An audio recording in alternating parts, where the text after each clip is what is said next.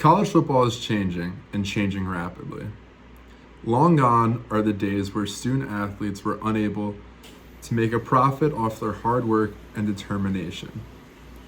Conference realignment is making it so that old-standing traditional rivalries are being thrown out and replaced with new blood. These conferences are also striking TV deals with broadcasting partners that will change the way we consume football.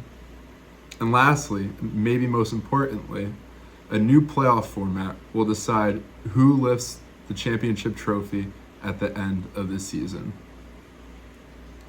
The most drastic of these changes is most definitely the NCAA, which is the governing body of college football, allowing the new name, image, and likeness laws. These laws allow players to profit off just that, their name, image, and likeness. Before 2020, players could not make any sort of profit off of their hard work and determination. Nowadays, players can partner either with companies or through the school to earn a salary based off their hard work and merit. Today, we are seeing high school recruits receive north of $1 million to come and commit, not even play, commit to a school's football program. Where's all this money coming from, you might ask? A lot of it has to do with conference realignment. Conference realignment refers to a term where schools who are traditionally in certain athletic and academic conferences are now being shifted around due to an increased chance of earning revenue.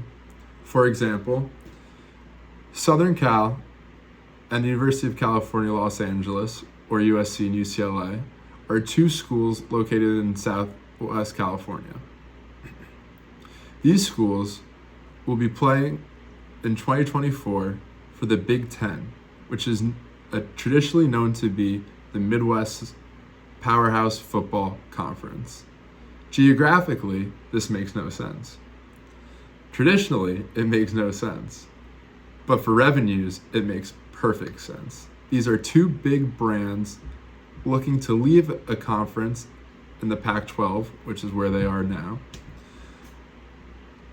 and expand their brand nationwide and gain more exposure and revenue for their players and their program. This is happening all throughout college football. Some other notable changes include Texas and Oklahoma joining the Southeastern Conference, where they will have a chance to play better competition and therefore have a better chance at earning a spot in the college football playoffs. Along with conference realignment are the new TV licensing deals. The SEC, who has played on CBS for a very long time, is now announcing an exclusive partnership with ABC, ESPN, and other Disney-owned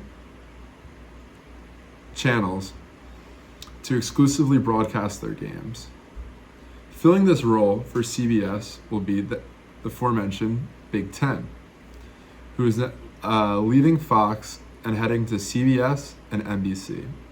These new deals will bring in boatloads of money for their respective programs within the conferences, and therefore have a trickle-down effect where the payers get paid more as well, producing a better content on the field and for us viewers at home.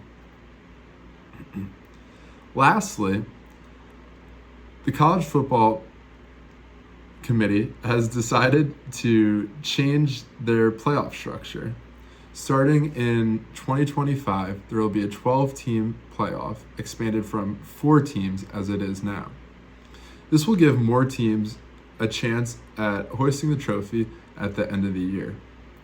Over the last 20 years, there have only been 10 unique champions, 6 of them coming from the same conference, the SEC, or the Southeastern Conference.